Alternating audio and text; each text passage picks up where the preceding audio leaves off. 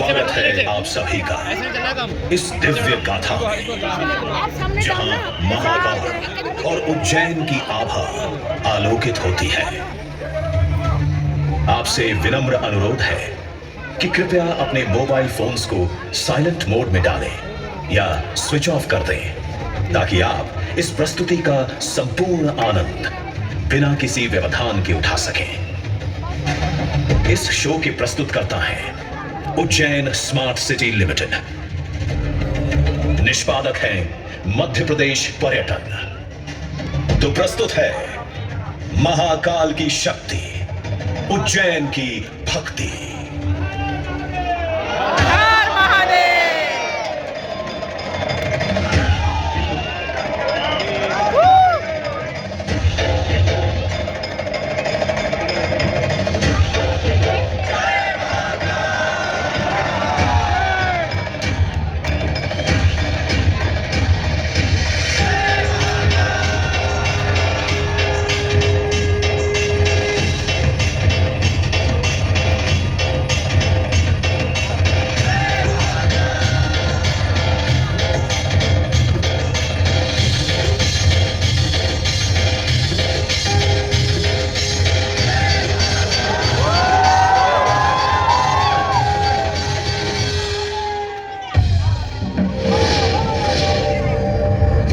की सबसे प्राचीनतम कहानियों में से आज हम वो कहानी सुनाएंगे जिसका सृजन पूरे ब्रह्मांड के सृजन से पहले हुआ। तब न देव थे, न असुर, न जीव था, न जंतु, न जल था, न अग्नि, न वायु, न भूमि।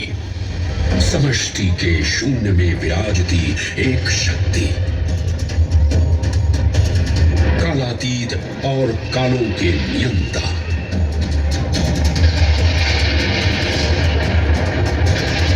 विधाता भी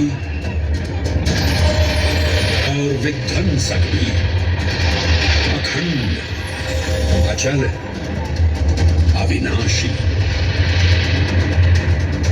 ये कथा है उस महादेव के महाकाल स्वरूप की, जो सृष्टि के आरंभ भी हैं और काल के आगमन भी हैं। वे ही काल के सृजनकर्ता और नियंत्रणकर्ता भी हैं।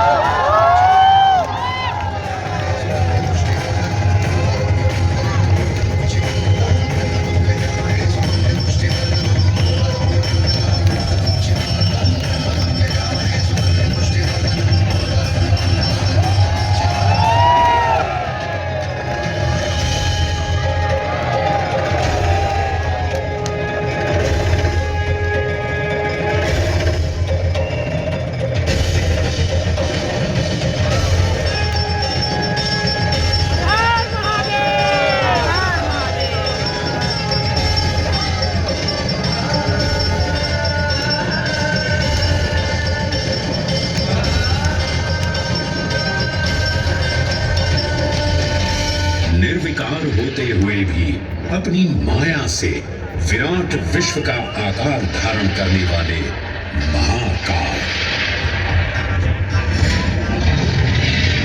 मेरुगिरी को धनुष और भगवान विष्णु को बाण बना दैत्यों के 3 पुरों का नाश करने वाले महाकाल। वो महाकाल जो तीनों लोकों में विद्यमान सभी शिवलिंगों में प्रधान है।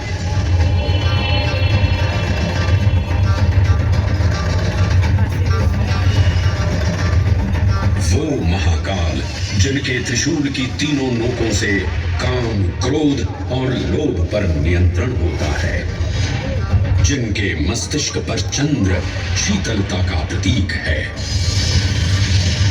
और जिनकी सवारी नंदी के 4 चरण सत्य, दया, दान और तप का चिन्ह है।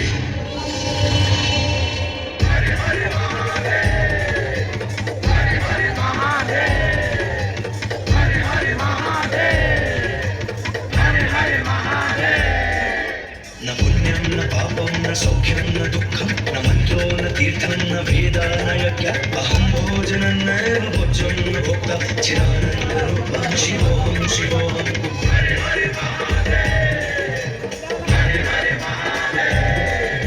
अहं निर्विकल्पो निराकाररूपो विभुत्वा च सर्वत्र सर्वेन्द्रियाणां न चासङ्गतं नैव मुक्तिर्न मे चिदानन्दरूपः शिवोऽहं शिवोऽहं चिदानन्दरूपः शिवोऽहं शिवोऽहं चिदानन्दरूपः शिवोऽहं शिवोऽहं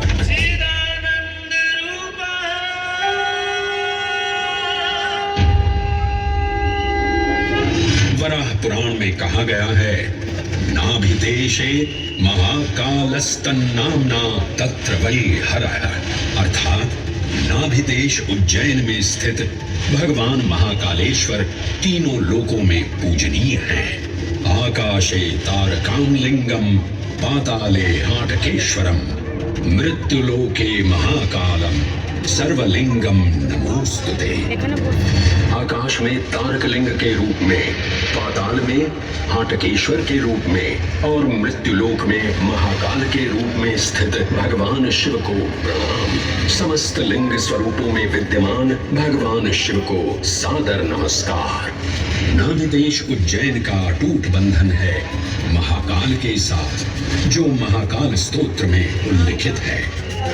उज्जयिन्यां महाकालम महाकालेश्वरम हरम महाकालम महायोगिनम नमामि पार्वती पतिम।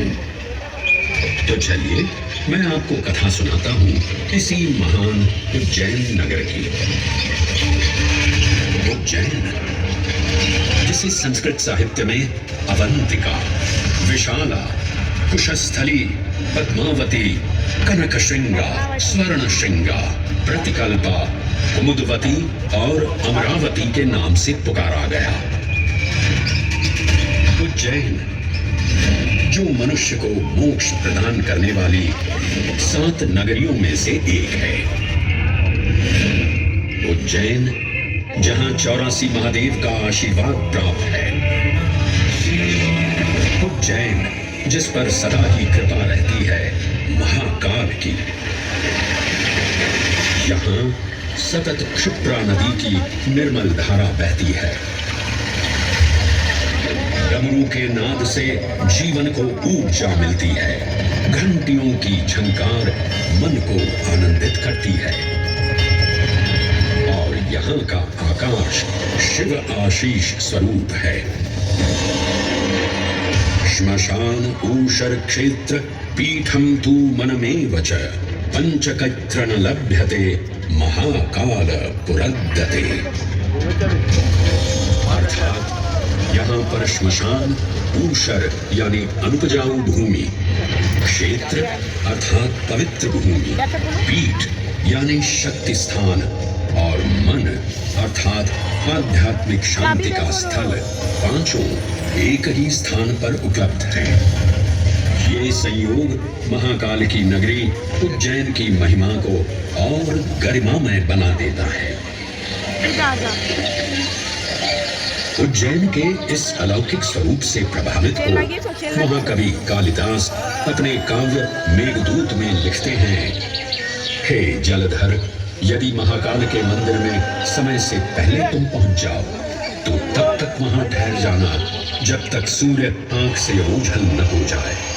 शिव की संध्याकालीन आरती के समय नगाड़े जैसी मधुर ध्वनि करते हुए तुम्हें अपने धीर गंभीर गर्जनों का पूरा फल प्राप्त होगा।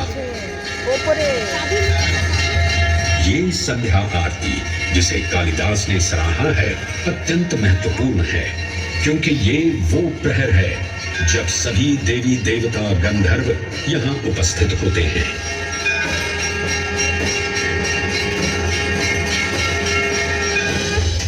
उज्जैन की महिमा अद्वितीय है। सतयुग, त्रेता युग, द्वापर युग और कलयुग हर युग में इसका अप्रतिम महत्व रहा है। इस काल यात्रा में सबसे पहले आपको सतयुग के उस कालखंड में ले चलता हूं जहां देव और दानव एकत्रित हैं समुद्र मंथन करने के लिए। मन की आंखों से कल्पना कीजिए, भगवान विष्णु ने कूर्म का रूप ले मंदरांचल पर्वत को अपनी पीठ पर उठा रखा है। सागर से विकराल लहरें उठ रही हैं, मेघ भयानक गर्जना कर रहे हैं। देव और दानव वासुकी सर्प को नेति बना और मंदार पर्वत को मथनी बना सागर को मथ रहे हैं कि तभी जल का पाप कालकूट विष निकलता है और पूरी सृष्टि को अपने ताप से झुलसाने लगता है। इस भयावह स्थिति ने देवताओं और असुरों के बीच हाहाकार मचा दिया। ये कैसा अनर्थ है? लक्ष्य था अमृतत्व का, पर अब मृत्यु की विकराल छवि हमारी आंखों के समक्ष मंडरा रही है। इस भयंकर संकट से केवल वही उद्धारकर्ता मुक्ति दिला सकते हैं जो समस्त विश्व के परम संरक्षक हैं। तभी सब महादेव की शरण में जाते हैं और पुकार लगाते हैं, ओम नमो भगवते रुद्राय। और फिर तुष्टा महादेव भक्तों की गुहार सुनते हैं, कैलाश से उतरते हैं, विष को अपनी अंजुलि में भर अपने कंठ में धारण करते हैं।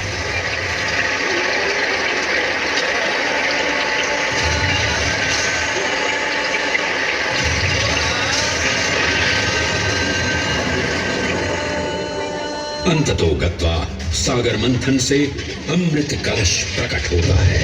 जैसे ही अमृत प्रकट हुआ, दानवों ने इसे केवल अपने आधिपत्य में लेने की आकांक्षा प्रकट की और संघर्ष छिड़ गया। आज यदि हम इस अमृत को प्राप्त कर सकें, तो हम देवताओं पर हमेशा के लिए प्रभुत्व स्थापित कर पाएंगे। अमृत अपात्र हाथों में ना जा पाए, क्योंकि ये अपनी शक्ति का असीम दुरुपयोग करेंगे। इस अराजकता के परिणाम स्वरूप अमृत की कुछ बूंदें छलकी और पृथ्वी तक पहुंच गई। 4 स्थलों पर स्पर्श हुआ इन बूंदों का, हरिद्वार, प्रयागराज, नासिक और उज्जैन। अमृत की इन्हीं बूंदों के कारण उज्जैन में हर 12 वर्ष पर कुंभ सिंहस्थ मेले का आयोजन होता है। भगवान शिव की लीला देखिए, लोक कल्याण के लिए स्वयं विषपान किया और अपनी नगरी पर अमृत वर्षा करवाई। अमृत की पावन बूंदों से अभिसिंचित ये दिव्य उज्जैन भूमि रामायण के पृष्ठों में भी सम्मिलित हुई। सतयुग के बाद त्रेता युग में माता सीता की खोज में वानर सेना का यहाँ आगमन हुआ। समय की इस यात्रा के माध्यम से अब प्रवेश करते हैं वाल्मीकि रामायण के किष्किंधा कांड में।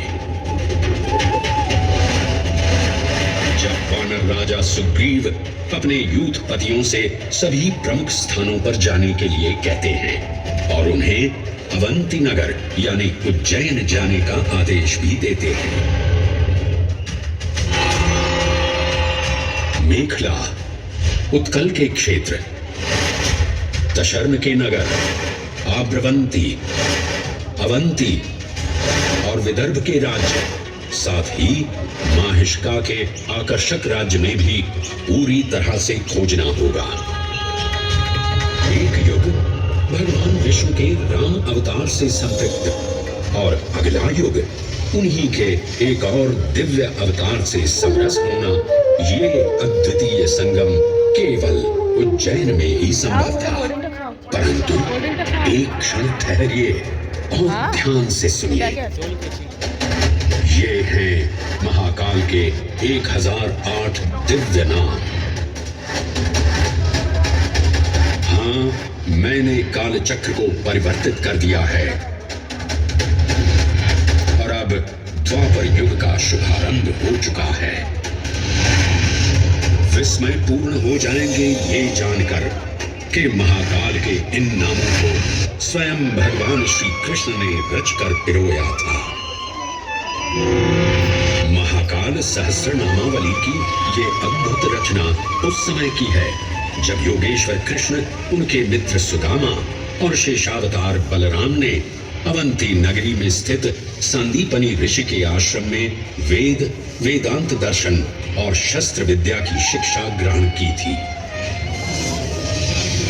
कहते हैं कि भगवान श्री कृष्ण को अवंती ने ऐसा मंत्रमुग्ध कर दिया कि यहाँ 64 दिनों तक रुककर उन्होंने 64 विद्याएं और 14 कलाओं का ज्ञान लिया। उज्जैन का संबंध महाभारत से भी जुड़ा हुआ है। इस महान महाकाव्य के वन पर्व में उल्लेख किया गया है कि महाकालेश्वर मंदिर में स्थित कोटि तीर्थ जल का स्पर्श मात्र करने से अश्वमेध यज्ञ के समान फल प्राप्त होता था। और फिर परिवर्तन की इस अनवरत धारा ने एक नई कहानी लिखी। उज्जैन में उदय हुआ मौर्य वंश का सम्राट बिंदुसार ने अपने पुत्र अशोक को उज्जैन का राज्यपाल बनाया और समय के साथ अशोक के शासनकाल में धर्म का विस्तार हुआ। मौर्य वंश के पश्चात विभिन्न राजवंशों, सम्राटों और नरेशों ने उज्जैन की सेवा की। उनमें से प्रमुख मालवागण और फिर गुप्त वंश ने यहाँ राज कर इसके वैभव में वृद्धि की। उज्जैन ने अपने भव्य तेज से जहाँ महात्माओं और शासकों को आकर्षित किया, वहीं इस नगर पर आतताइयों की दृष्टि भी पड़ी।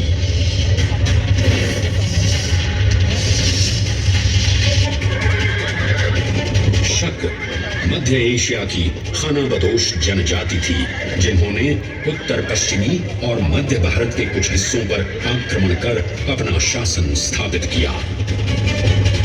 ईसा पूर्व प्रथम शताब्दी में जब भारत शकों के अत्याचार से ग्रस्त था, तब उन शकों ने उज्जैन पर भी कब्जा कर लिया और फिर उज्जैन में उदय हुआ एक तेजस्वी योद्धा महाराज विक्रमादित्य का।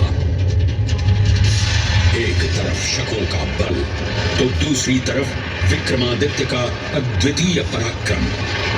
विक्रमादित्य की तलवार महादेव के तीसरे नेत्र सी चमकी। प्रचंड युद्ध हुआ।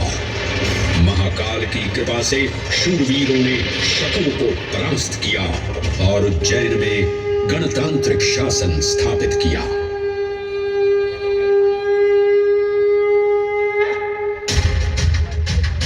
इन्हीं महाबली विक्रमादित्य की राज्यसभा महाकाल मंदिर में ही प्रतिष्ठापित थी।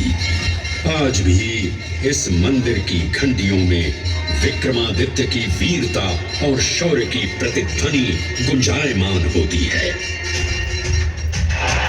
राजा विक्रमादित्य और शकों के मध्य हुए युद्ध ने उज्जैन को कालचक्र से अभिन्न रूप से जोड़ दिया, क्योंकि जिस दिन उनको विजय प्राप्त हुई, उस गौरवशाली उपलब्धि के सम्मान में एक नवीन पंचांग का शुभारंभ किया गया, विक्रम संवत पंचांग।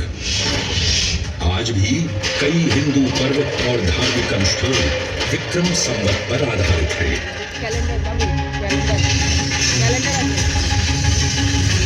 पृथ्वी की भौगोलिक कर्क रेखा इस पावन उज्जैन भूमि से होकर गुजरती है। लगभग 300 वर्ष पूर्व उज्जैन विश्व समय का प्रमुख संदर्भ बिंदु था।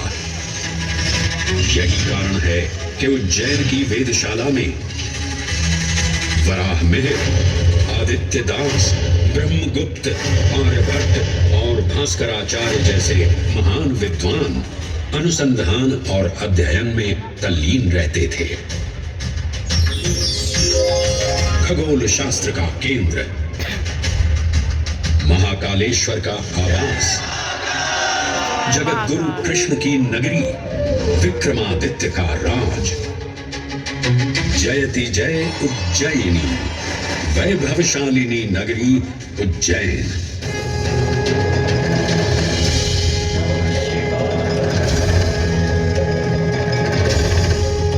श्वासों को शिव मंत्र से अलंकृत कर, मन को भाव की गंगा से निर्मल कर, जो भी उज्जैन में महादेव की शरण लेता है उसका कल्याण होना निश्चित है।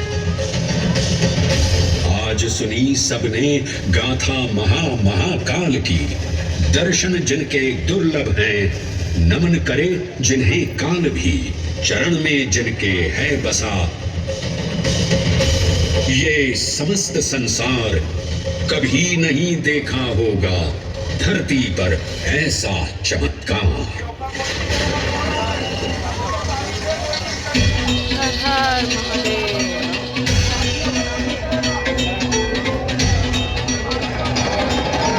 हर हर महादेव।